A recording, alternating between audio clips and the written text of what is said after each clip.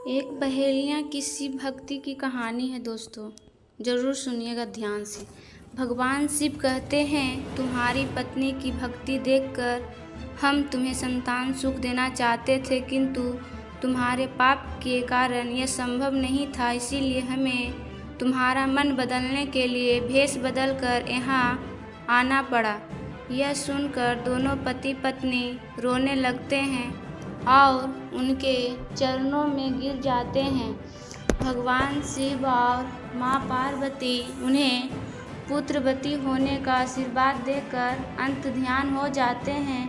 आज हम भी देखना चाहते हैं कि आप लोग भोलेनाथ से कितना प्यार करते हैं। कमेंट बॉक्स में ज़रूर हर हर महादेव लिखें। मेरे चैनल पर नए हो तो सब्सक्राइब बेल आइकन कर लें और अपने दोस्तों के पास भी शेयर करें। तो दोस्तों कहानी शुरू करते हैं। एक गांव में गोपाल नाम का एक बहेलिया रहता था। वह गांव में जाल बिछाकर चिड़िया, कबूतर, तोता और अन्य पंछियों को पकड़ता था, फिर उन्हें पिंजरे में बंद करके रख लेता और गांव के बाजार में बेच देता था। गोपाल के घर में उसकी पत्नी मीरा भगवान शिव की भक्त थी। वह दिन रात भगवान शिव की पूजा करती थी। मीरा अपने पति के काम से खुश नहीं थी। एक दिन उसने गोपाल से कहा, सुनो जी, तुम जिन पंछियों को पकड़कर बेचते हो, उन्हें कितनी तकलीफ होती होगी। उसकी बात सुनकर गोपाल हंसने लगा और उसने कहा, तुझे कैसे पता इन्हें तकलीफ होती है? इन्हें बाजार में बेचने से मुझे अच्छे पैसे मिलते हैं। यह सुनकर मीरा रोने लगी। उसने कहा, आपको शायद यह नहीं पता कि इन भोले बेजुबान पंछियों की हाय हमें लग रही है। इसी कारण हमारे कोई संतान नहीं है। मैं दिन रात भगवान शिव की पूजा करती हूँ, लेकिन फिर भी हम संतान के सुख से वंचित हैं। तब गोपाल ने कहा, मैं यह सब नहीं मानता, तू भी इस सब के बारे में सोचना छोड़ दे। यह कहकर गोपाल पंछी पकड़ने चल देता है। शाम को गोपाल पिंजरे में पंछियों को लेकर आता है और झोपड़ी में रख देता है। अगले दिन फिर से गोपाल पंछियों को पकड़ने चला जाता है। तभी कोई घर का दरवाज़ा खटखटाता है। मीरा दरवाज़ा खोलकर देखती है तो उसके सामने एक ब्राह्मण अपनी पत्नी के साथ खड़े थे। मीरा उनसे कहती है, महाराज आप लोग कौन हैं? तब ब्राह्मण कहता है, बेटी हम बहुत दूर से कुछ दिन इस गांव के शिव मंदिर में अमर कथा बचने आए हैं, इसीलिए घर घर जाकर उसका निमंत्रण दे रहे हैं। तुम भी कल से अपने परिवार के साथ कथा सुनने आना। यह सुनकर मीरा बहुत खुश हुई। उसने कहा, हे ब्राह्मण देवता, मेरे तो भाग्य खुल गए। ऐसा अवसर तो किस्मत वालों को मिलता है, परंतु आप दोनों की रहने की व्यवस्था कहाँ है?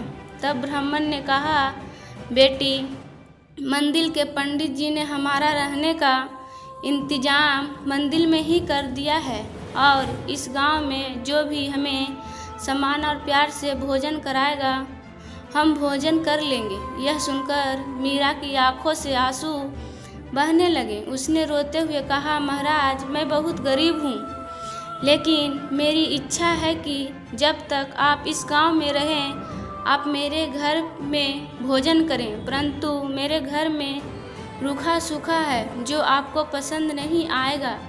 यह सुनकर ब्राह्मण की पत्नी बोली, बेटी तुम चिंता मत करो, यदि तुम्हारी इच्छा हमें भोजन कराने की है तो हर दिन हम तुम्हारे घर में ही भोजन करेंगे। तुम्हारे रूखे सूखे एक निवाले से ही हमारी तिरपत्ति हो जाएगी। यह सुनकर मीरा बहुत खुश हो गई। उसने कहा, मैं आपके लिए भोजन तैयार करती हूँ।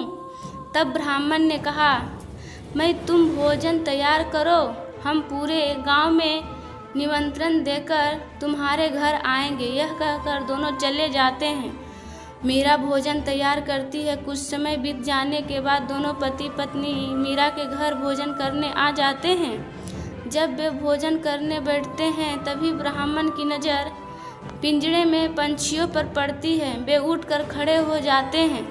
मीरा उनसे पूछती है, महाराज क्या मैंने से कोई भूल हो गई? ब्राह्मण ने क्रोधित होते हुए कहा, तुमने इन बेजुबानों पंछियों को पिंजरे में कैद कर रखा है। हम तुम्हारे घर भोजन नहीं कर सकते। तुम भगवान शिव की अमर कथा सुनना चाहती हो और उनके प्रिय कबूतरों को तुमने कैद कर रखा है। यह कहकर वे चल देते हैं। मीरा उनके पैर पकड़ लेती है और कहती है, हे ब्राह्मण देवता, मेरे घर से रुष्ट होकर न जाइए। मैं तो वैसे भी संतान सुख से वंचित हूँ। अगर आप भी बिना भोजन किए चले गए तो हमारा सर्वनाश निश्चित है। यह पंछी मेरे पति ने पकड़े हैं, मैं अभी इन्हें आज़ाद कर देती हूँ। यह कहकर वह बाहर जाकर सारे पंछियों को आज़ाद कर देती है। यह देखकर ब्राह्मण पत्नी सहित भोजन करते हैं और मीरा को सौभाग्यवती और पुत्रवती होने का आशीर्वाद देकर चले जाते हैं। शाम को जब गोपाल आता है, वह पिंजरा खाली देखकर मीरा से पूछता है। तब मीरा उसे सारी घटना बता देती है। गोपाल गुस्से में कहता है, मैं इतनी मेहनत से पंछी पकड़ कर लाया था और तूने सब उड़ा दिया। आज के बाद किसी को भोजन पर मत बुलाना। तब मीरा कहती है, मैंने तो उन दोनों को 7 दिन का न्योता दे दिया है, अब मैं पीछे नहीं हट सकती। उन्होंने मुझे सौभाग्यवती और पुत्रवती होने का आशीर्वाद दिया है। अमर कथा बचने वाले बच्चे ब्राह्मण का आशीर्वाद कभी बेकार नहीं जाता। अगर उन्हें भोजन नहीं कराया और उन्हें गुस्से में श्राप दे दिया तो हमारा सर्वनाश हो जाएगा। आप केवल 7 दिन तक पंछियों को मत पकड़ना, बाद में जो चाहे करना। गोपाल को हार कर उसकी बात माननी पड़ी। वह बेमन से 7 दिन घर पर ही रहने लगा। हर दिन ब्राह्मण और उनकी पत्नी भोजन करने आते। उनके आने से पहले ही गोपाल घर से चला जाता। उसे यह सब पसंद नहीं था। शाम के समय मीरा कथा सुनने जाती। वह गोपाल से भी चलने को कहती, लेकिन गोपाल माना कर देता था। इसी तरह 6 दिन बीत गए। रात को मीरा ने गोपाल से कहा, आपने मेरे कहने से 6 दिन पंछियों को नहीं पकड़ा, बस आप मेरी एक बात और मान लीजिए। गोपाल ने कहा, क्या बात है? वैसे भी मैं केवल कल ही घर पर रुकूंगा, परसों से अपने काम पर जाऊंगा। तब मीरा ने कहा, कल अमर कथा समाप्त हो जाएगी। मैं चाहती हूँ आप कल मेरे साथ मंदिर में कथा सुनने चलें और वहाँ से वापस आने के बाद ब्राह्मण और उनकी पत्नी को अंतिम बार भोजन कराकर उनसे आशीर्वाद लें। क्या पता उनके आशीर्वाद से हमें संतान का सुख मिल जाए। गोपाल उसकी बात सुनकर अगले दिन कथा सुनने चल देता है। मंदिर में कथा सुनते सुनते गोपाल की आंखों से आंसू बहने लगते हैं। मीरा के पूछने पर वह कहता है, भगवान शिव ने जिन कबूतरों को अमरता का आशीर्वाद दिया, मैंने जीवन भर उन्हें बेचकर अपना जीवन नरक बना लिया।